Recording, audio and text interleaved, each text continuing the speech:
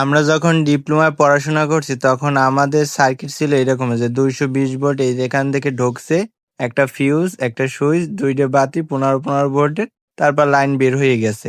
কিন্তু এখন বিএসসিতে ত্রিপুলি বিভাগে আইসা সব দেখি উল্টোপাল্টা, মানে কোনো কিছু মেলে না জীবনের হিসাব। এরপর আগে কারেন্টের সূত্র ছিল I is equal to V by R আর ভোল্টেজের সূত্র ছিল V is equal to I into R আর রেজিস্ট্যান্সের সূত্র হচ্ছে R is equal to I by R। এই দিয়ে শেষ করে দিতাম। কিন্তু বিএসসিতে আইয়া এইখানে কমির দিয়ে কি যে আনে মাথায় কিছু ধরে না।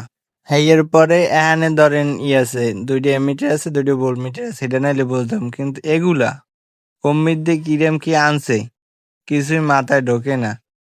ডিপ্লোমায় পড়ছি এক, এখানে আর এক, মানে বিএসসিটা একটু কঠিন হইবেই। এইতে এত কঠিন, মানে কোন জায়গায় কেয়ার সূত্র কোথায় দিয়ে মিলে সব মাথায় ধরে না।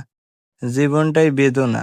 এই এর চাইতে থইয়া জীবনে বিয়ে করা এর একটা সিদ্ধান্ত নেওয়া ভালো।